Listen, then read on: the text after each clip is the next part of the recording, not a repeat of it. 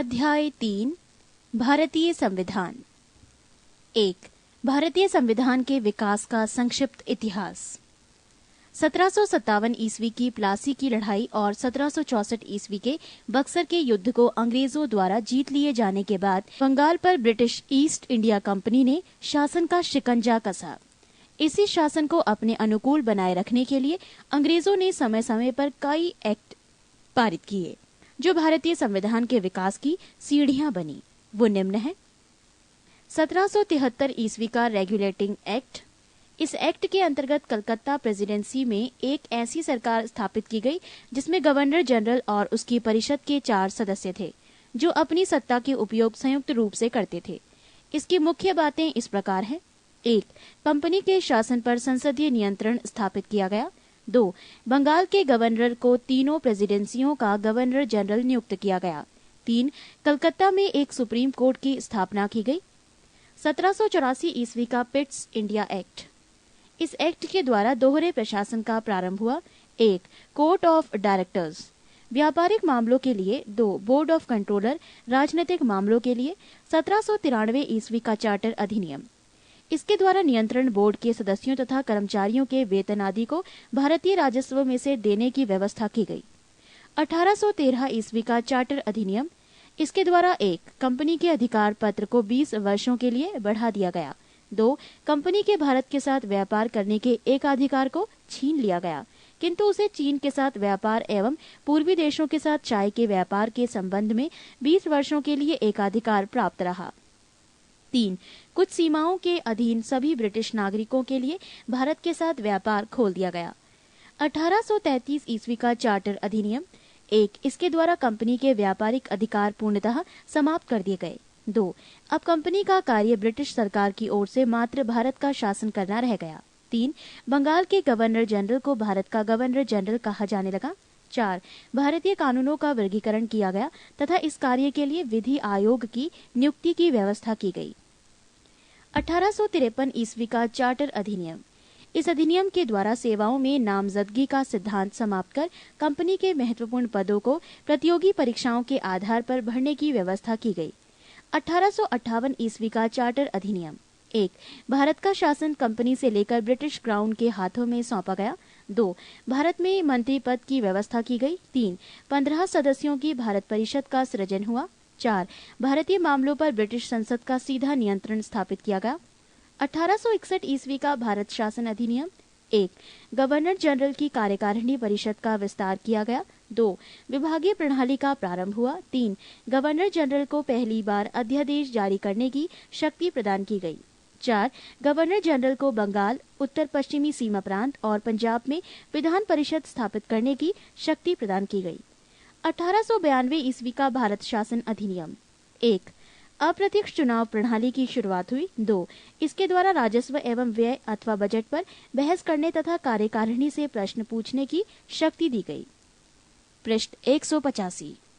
1909 ईस्वी का भारत शासन अधिनियम।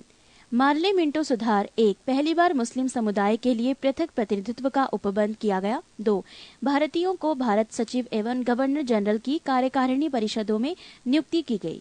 3 केंद्रीय और प्रांतीय विधान परिषदों को पहली बार बजट पर वाद विवाद करने, सार्वजनिक हित के विषयों पर प्रस्ताव पेश करने, पूरक प्रश्न पूछने और मत देने का अधिकार मिला। 4 प्रांतीय विधान परिषदों की संख्या में वृद्धि की गई। 1919 ईस्वी का भारत शासन अधिनियम। मॉन्टेग्यू चेम्सफोर्ड सुधार। 1 केंद्र में द्विसदनात्मक विधायिका की स्थापना की गई। प्रथम राज्य परिषद तथा दूसरी केंद्रीय विधानसभा। राज्य परिषद के सदस्यों की संख्या 60 थी, जिसमें 34 निर्वाचित होते थे और उनका कार्यकाल 5 वर्षों का होता था। केंद्रीय विधानसभा के सदस्यों की संख्या 145 थी, जिनमें 104 निर्वाचित तथा 41 मनोनीत होते थे। इनका कार्यकाल 3 वर्षों का था। दोनों सदनों के अधिकार समान थे।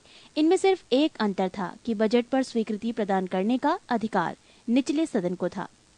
2 प्रांतों में द्वैध शासन प्रणाली का प्रवर्तन किया गया। इस योजना के अनुसार प्रांतीय विषयों को 2 उपवर्गों में विभाजित किया गया, आरक्षित तथा हस्तांतरित। आरक्षित विषय थे वित्त, भूमिकर, अकाल सहायता, न्याय, पुलिस, पेंशन, आपराधिक जातियां, क्रिमिनल ट्राइब्स, छापाखाना, समाचार पत्र, सिंचाई, जलमार्ग, खान कारखाना, बिजली, गैस, बॉयलर, श्रमिक कल्याण, औद्योगिक विवाद, मोटर गाड़ियां, छोटे बंदरगाह और सार्वजनिक सेवाएं आदि। हस्तांतरित विषय 1. शिक्षा, पुस्तकालय, संग्रहालय, स्थानीय स्वायत्त शासन, चिकित्सा सहायता। 2. सार्वजनिक निर्माण विभाग, आबकारी उद्योग, तौल या माप, सार्वजनिक मनोरंजन पर नियंत्रण, धार्मिक तथा अग्रहार दान आदि।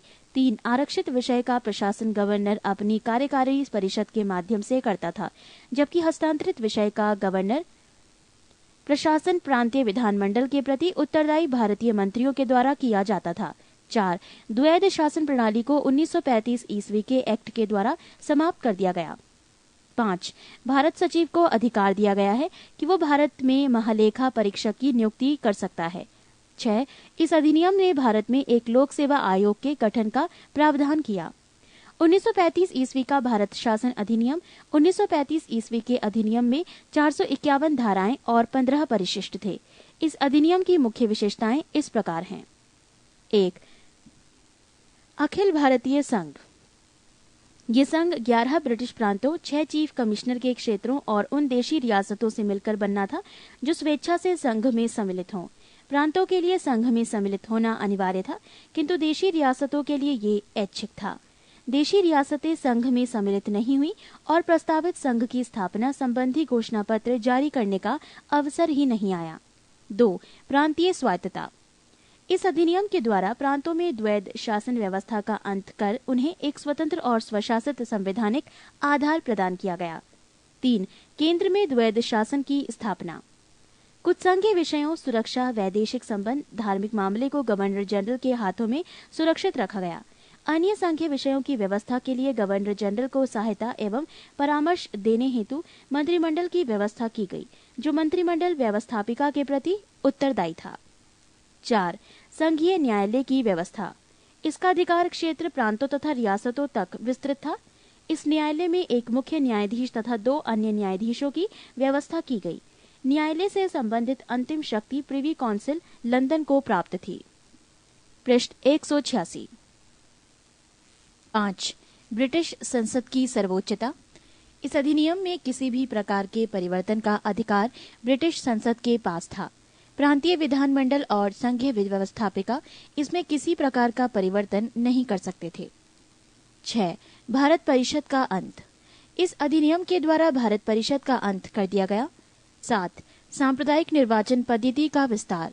संघीय तथा प्रांतीय व्यवस्थापिकाओं में विभिन्न संप्रदायों को प्रतिनिधित्व देने के लिए सांप्रदायिक निर्वाचन पद्धति को जारी रखा गया और उसका विस्तार आंग्ल भारतीयों, भारतीय ईसाइयों, यूरोपियनों और हरिजनों के लिए भी किया गया। 8. इस अधिनियम में प्रस्तावना का अभाव था। 9. इसके द्वारा बर्मा को भारत से अलग कर दिया गया। अदन को इंग्लैंड के औपनिवेशिक कार्यालय के अधीन कर दिया गया और बरार को मध्य प्रांत में शामिल कर लिया गया। 1947 ईस्वी का भारतीय स्वतंत्रता अधिनियम। ब्रिटिश संसद में 4 जुलाई 1947 ईस्वी को भारतीय स्वतंत्रता अधिनियम प्रस्तावित किया गया, जो 18 जुलाई 1947 ईस्वी को स्वीकृत हो गया। इस अधिनियम में 20 धाराएं थी। इस अधिनियम के प्रमुख प्रावधान निम्न हैं। 1. 2 अधिराज्यों की स्थापना। 15 अगस्त 1947 ईस्वी को भारत एवं पाकिस्तान नामक 2 अधिराज्य बना दिए जाएंगे और उनको ब्रिटिश सरकार सत्ता सौंप देगी। सत्ता का उत्तरदायित्व दोनों अधिराज्यों की संविधान सभा को सौंपी जाएगी। 2. भारत एवं पाकिस्तान दोनों अधिराज्यों में एक एक गवर्नर जनरल होंगे, जिनकी नियुक्ति उनके मंत्रिमंडल की सलाह से की जाएगी। 3. संविधान सभा का विधानमंडल के रूप में कार्य करना। जब तक संविधान सभाएं संविधान का निर्माण नहीं कर लेती, तब तक वो विधानमंडल के रूप में कार्य करती रहेंगी। 4. भारत मंत्री के पद समाप्त कर दिए जाएंगे। 5. 1935 ईस्वी के भारतीय शासन अधिनियम द्वारा शासन जब तक संविधान सभा द्वारा नया संविधान बनाकर तैयार नहीं किया जाता है, तब तक उस समय 1935 ईस्वी के भारतीय शासन अधिनियम द्वारा ही शासन करेगा। 6. देशी रियासतों पर ब्रिटेन की सर्वोपरिता का अंत कर दिया गया। उनको भारत या पाकिस्तान किसी भी अधिराज्य में सम्मिलित होने और अपने भावी संबंधों का निश्चय करने की स्वतंत्रता प्रदान की गई। 2. भारतीय संविधान सभा।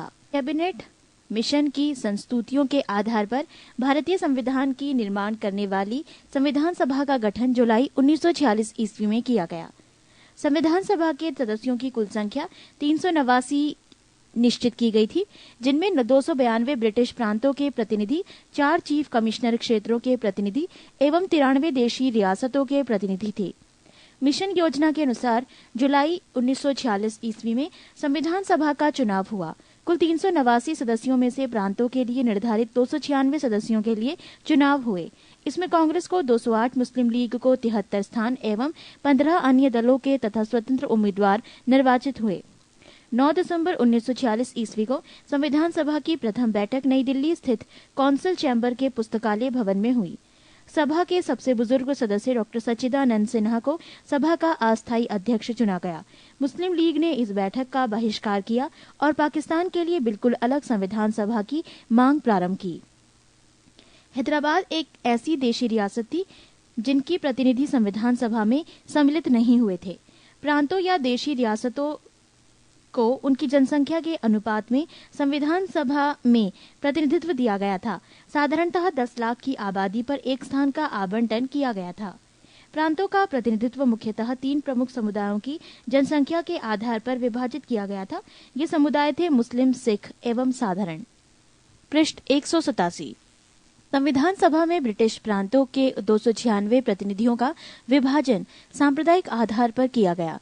213 सामान्य, 79 मुसलमान तथा 4 सिख। संविधान सभा के सदस्यों में अनुसूचित जनजाति के सदस्यों की संख्या 33 थी। संविधान सभा में महिला सदस्यों की संख्या 12 थी। 11 दिसंबर 1946 ईस्वी को डॉक्टर राजेंद्र प्रसाद संविधान सभा के स्थायी अध्यक्ष निर्वाचित हुए। संविधान सभा की कार्यवाही 13 दिसंबर 1946 ईस्वी को जवाहरलाल नेहरू द्वारा पेश किए गए उद्देश्य प्रस्ताव के साथ प्रारंभ हुई। 22 जनवरी 1947 ईस्वी को उद्देश्य प्रस्ताव की स्वीकृति के बाद संविधान सभा ने संविधान निर्माण हेतु अनेक समितियां नियुक्त की। इनमें प्रमुख थी वार्ता समिति, संघ संविधान समिति, प्रांतीय संविधान समिति, संघ शक्ति समिति और प्रारूप समिति। BN राव द्वारा तैयार किए गए संविधान के प्रारूप पर विचार विमर्श करने के लिए संविधान सभा द्वारा 29 अगस्त 1947 ईस्वी को एक संकल्प पारित करके इस प्रारूप समिति का गठन किया गया तथा इसके अध्यक्ष के रूप में डॉक्टर भीमराव अंबेडकर को चुना गया। प्रारूप समिति के सदस्यों की संख्या 7 थी, जो इस प्रकार है। 1. डॉक्टर भीमराव अंबेडकर अध्यक्ष। 2. N. Gopalaswamy Iyengar. 3. Alladi Krishnaswamy Iyer. 4. Kanhaiyalal Maneklal Munshi. 5. Syed Mohammad Sadulla. 6. N. Madhavrao BL मित्र के स्थान पर। 7. DP खेतान। 1948 ईस्वी में इनकी मृत्यु के बाद TT कृष्णामाचारी को सदस्य बनाया गया। संविधान सभा में अंबेडकर का निर्वाचन पश्चिम बंगाल से हुआ था। 3 जून 1947 ईस्वी की योजना के अनुसार देश का बंटवारा हो जाने पर भारतीय संविधान सभा की कुल सदस्य संख्या 324 नियुक्त की गई, जिसमें 235 स्थान प्रांतों के लिए, 89 स्थान देशी राज्यों के लिए थे। देश विभाजन के बाद संविधान सभा का पुनर्गठन 31 अक्टूबर 1947 ईस्वी को किया गया और 31 दिसंबर 1947 ईस्वी को संविधान सभा के सदस्यों की कुल संख्या 299 थी, जिसमें प्रांतीय सदस्यों की संख्या 229 एवं देशी रियासतों के सदस्यों की संख्या 70 थी। प्रारूप समिति ने संविधान के प्रारूप पर विचार विमर्श करने के बाद 21 फरवरी 1948 ईस्वी को संविधान सभा को अपनी रिपोर्ट पेश की। संविधान सभा में संविधान का प्रथम वाचन 4 नवंबर से 9 नवंबर 1948 ईस्वी तक चला। संविधान पर दूसरा वाचन 15 नवंबर 1948 ईस्वी को प्रारंभ हुआ, जो 17 अक्टूबर 1949 ईस्वी तक चला। संविधान सभा में संविधान का तीसरा वाचन 14 नवंबर 1449 ईस्वी को प्रारंभ हुआ, जो 26 नवंबर 1949 ईस्वी तक चला और संविधान सभा द्वारा संविधान को पारित कर दिया गया। इस समय संविधान सभा के 284 सदस्य उपस्थित थे। संविधान निर्माण की प्रक्रिया में कुल 2 वर्ष 11 महीना और 18 दिन लगे। संविधान के प्रारूप पर कुल 114 दिन बहस हुई। संविधान निर्माण कार्य में कुल मिलाकर 63,96,729 रुपये व्यय है। स्रोत लिया गया है वर्ग 7 हमारी शासन व्यवस्था, Bihar state text book publishing corporation limited से। स्रोत समाप्त होता है। संविधान को जब 26 नवंबर 1949 ईस्वी को संविधान सभा द्वारा पारित किया गया, तब इसमें कुल 22 भाग 395 अनुच्छेद और 8 अनुसूचियां थीं। वर्तमान समय में संविधान में 25 भाग 395 अनुच्छेद एवं 12 अनुसूचियां हैं। संविधान सभा की प्रमुख समितियों एवं उनके अध्यक्ष: 1 संचालन समिति डॉक्टर राजेंद्र प्रसाद, 2 संघ संविधान समिति पंडित जवाहरलाल नेहरू, 3 प्रांतीय संविधान समिति सरदार वल्लभ भाई पटेल, 4 प्रारूप समिति पंडित डॉक्टर भीमराव अंबेडकर, 5 झंडा समिति जेबी कृपलानी, 6 संघ शक्ति समिति पंडित जवाहरलाल नेहरू। पृष्ठ 188। संविधान के कुल अनुच्छेदों में से 15 अर्थात 5, 6, 7, 8, 9, 60, 324, 366, 367, 372, 380, 388, 391 और 392 तथा 393 अनुच्छेदों को 26 नवंबर 1949 ईस्वी को ही प्रवर्तित कर दिया गया, जबकि शेष अनुच्छेदों को 26 जनवरी 1950 ईस्वी को लागू किया गया। संविधान सभा की अंतिम बैठक 24 जनवरी 1950 ईस्वी को हुई और उसी दिन संविधान सभा के द्वारा डॉक्टर राजेंद्र प्रसाद को भारत का प्रथम राष्ट्रपति चुना गया। कैबिनेट मिशन के सदस्य sir Stafford Cripps, Lord Pethick Lawrence तथा A.B. अलेक्जेंडर थे। नोट: 26 जुलाई 1947 ईस्वी को गवर्नर जनरल ने पाकिस्तान के लिए पृथक संविधान सभा की स्थापना की घोषणा की। कैबिनेट मिशन 1945 ईस्वी के प्रस्ताव पर गठित अंतरिम मंत्रिमंडल: 1 मंत्री जवाहरलाल नेहरू, विभाग कार्यकारी परिषद के उपाध्यक्ष विदेशी मामले तथा राष्ट्रमंडल। 2 वल्लभ भाई पटेल, विभाग गृह सूचना तथा प्रसारण। 3 बलदेव सिंह, रक्षा। 4 जॉन मैथाई, उद्योग तथा आपूर्ति। 5 C राजगोपालाचार्य, शिक्षा। 6 C.H. भाभा, कार्य खान एवं बंदरगाह। 7 राजेंद्र प्रसाद, खाद्य एवं कृषि। 8 आसफ अली, रेलवे। 9 जगजीवन राम, श्रम। मंत्रिमंडल में शामिल मुस्लिम लीग के सदस्य: 1 लियाकत अली खां, वित्त। 11 I. चुंद्रीगर, वाणिज्य। 12 अब्दुल रब नश्तहर, संचार। 13 जोगेंद्र नाथ मंडल, विधि। 14 गजानतर अली खां, स्वास्थ्य। 3 भारतीय संविधान की उद्देशिका अथवा प्रस्तावना: नेहरू द्वारा प्रस्तुत उद्देश्य संकल्प में जो आदर्श प्रस्तुत किया गया, उन्हें ही संविधान की उद्देशिका में शामिल कर लिया गया। संविधान के 42वें संशोधन 1976 द्वारा यथा संशोधित ये उद्देशिका निम्न प्रकार है: हम भारत के लोग भारत को एक संपूर्ण प्रभुत्व संपन्न समाजवादी पंथ निरपेक्ष लोकतंत्रात्मक गणराज्य बनाने के लिए तथा उसके समस्त नागरिकों को सामाजिक, आर्थिक और राजनीतिक न्याय, विचार, अभिव्यक्ति, विश्वास, धर्म और उपासना की स्वतंत्रता, प्रतिष्ठा और अवसर की समता प्राप्त करने के लिए तथा उन सब में व्यक्ति की गरिमा और राष्ट्र की एकता और अखंडता सुनिश्चित करने वाली बंधुता बढ़ाने के लिए दृढ़ संकल्प होकर अपनी इस संविधान सभा में आज तारीख 26 नवंबर 1949 ईस्वी मिति मार्गशीर्ष शुक्ल सप्तमी संवत 2006 विक्रमी को एतद द्वारा इस संविधान को अंगीकृत, अधिनियमित और आत्मार्पित करते हैं। प्रस्तावना की मुख्य बातें: संविधान की प्रस्तावना को संविधान की कुंजी कहा जाता है। प्रस्तावना के अनुसार संविधान के अधीन समस्त शक्तियों का केंद्र बिंदु अथवा स्रोत भारत के लोग ही हैं। प्रस्तावना में लिखित शब्द यथा हम भारत के लोग इस संविधान की को अंगीकृत, अधिनियमित और आत्मार्पित करते हैं, भारतीय लोगों की सर्वोच्च संप्रभुता का उद्घोष करते हैं। प्रस्तावना को न्यायालय में परिवर्तित नहीं किया जा सकता। ये निर्णय यूनियन ऑफ इंडिया बनाम मदन गोपाल 1957 के निर्णय में घोषित किया गया। पृष्ठ 189। पेरूबाड़ी यूनियन वाद 1960 में सर्वोच्च न्यायालय ने निर्णय दिया कि जहां संविधान की भाषा संदिग्ध हो, वहां प्रस्तावना विधिक निर्वाचन में सहायता करती है। बेरूबाड़ी बाद में ही सर्वोच्च न्यायालय ने प्रस्तावना को संविधान का अंग नहीं माना, इसीलिए विधायिका प्रस्तावना में संशोधन नहीं कर सकती।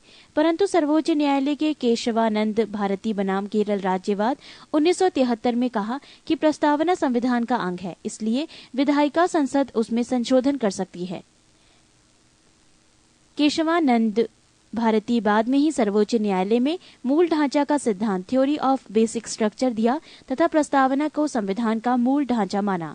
संसद संविधान की मूल ढांचा में नकारात्मक संविधान संशोधन नहीं कर सकती है। स्पष्टतः संसद वैसा संशोधन कर सकती है जिससे मूल ढांचा का विस्तार व मजबूतीकरण होता है।